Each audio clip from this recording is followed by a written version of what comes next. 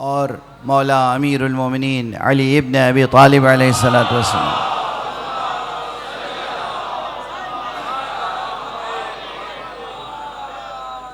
तो ऐसी कैफियतों में ज़िक्र किया हज़रत इमाम महदी का।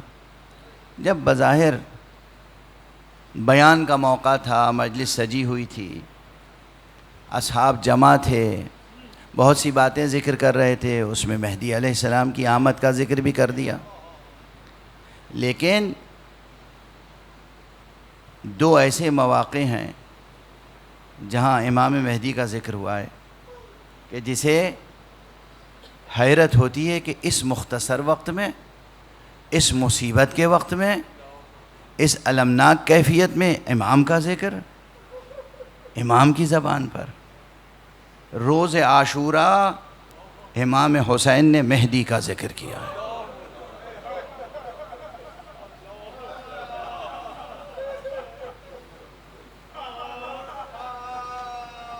और दरबार शाम में इमाम सज्जाद ने महदी का ज़िक्र।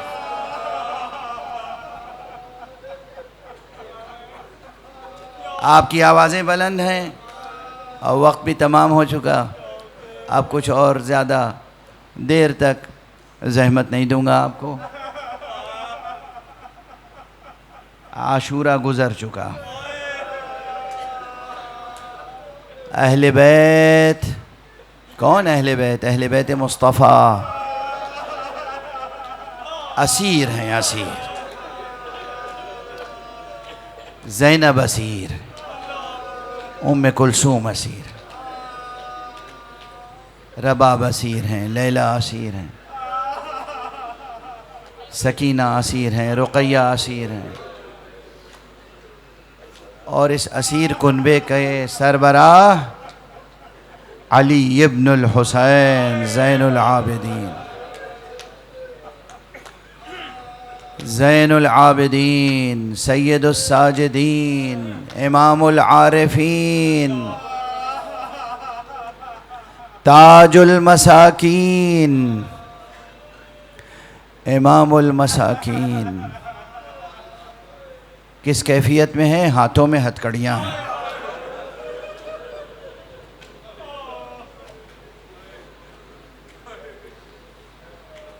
उलमा अहले हदीस से, उलमा सलफ़ से जाके पूछिए कि इस इमाम का क्या रुतबा है।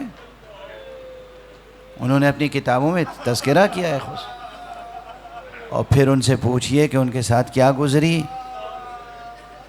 हाथों में हथकड़ियाँ हैं, पाँव में बेड़ियाँ हैं, गले में खारदार तौक है, कमर में लंगर है और उसके ऊपर से लोहे की जंजीरों से जकड़।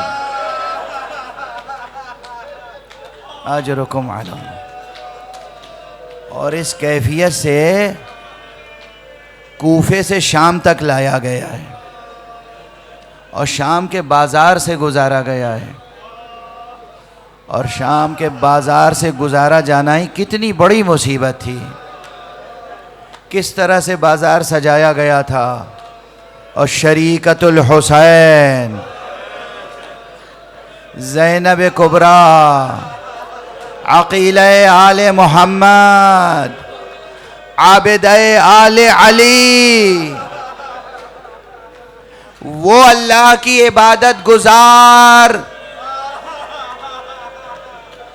जो शाम ग़रीबा जैसी हौलनाक रात में भी नमाज शब क़ज़ा नहीं हुई।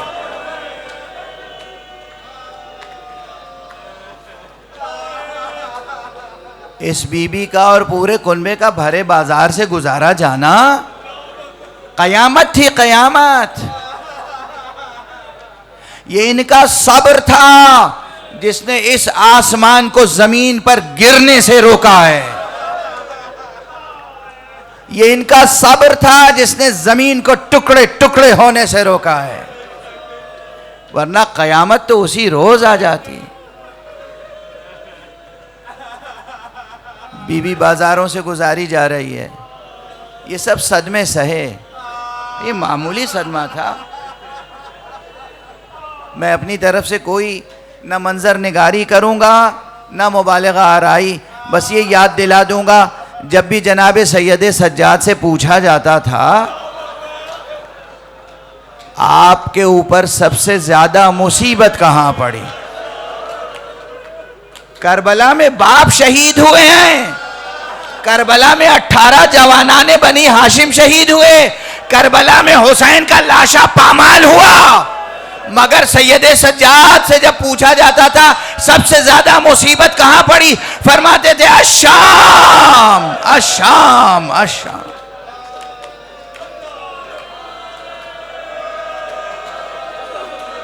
अजरुकुम अल्लाह। सबब क्या था?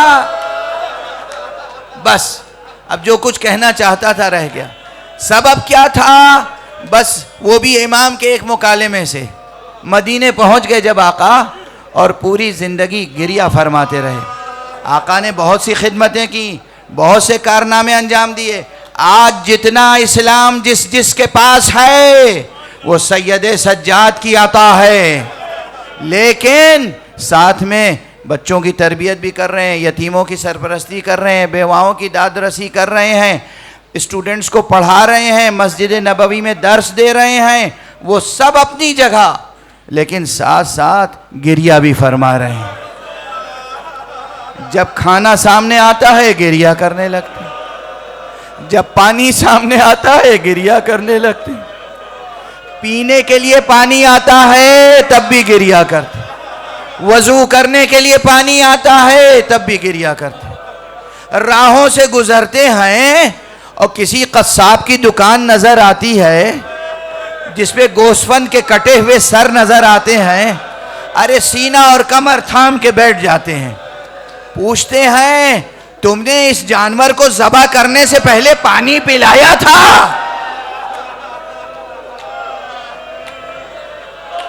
आज रुको। जवाब मिलता है हाँ आका, फर्जंदे रसूल हम कभी किसी जानवर को ज़बह नहीं करते जब तक कि उसे अलफ न दे दें, जब तक कि उसकी भूख न मिटा दें, जब तक कि हम उसे पानी न पिला दें। बस एक मर्तबा आह करते थे, हाय फर्जंदे रसूल, हुसैन को भूखा प्यासा ज़बह किया गया। ज़ुबिहल हुसैन कमा युज़बहुल कब्श और ज़ुबिहल हुसैन अतशाना। हुसैन को गोश्तफंद की तरह ज़बह किया गया और प्यासा ज़बह किया गया।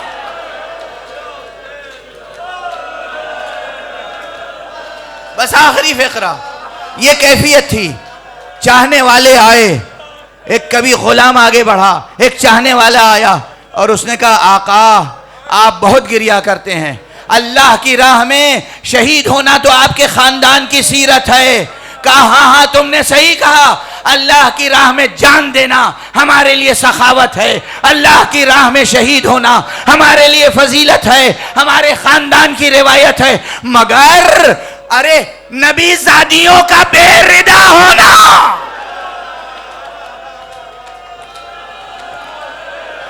ज़ैनबो कुलसूम का रसन बस्ता दयार बदयार फिराया जाना और जिंदानों में रखा जाना, दरबारों में लाया जाना, ये हमारे खानदान की रिवायत।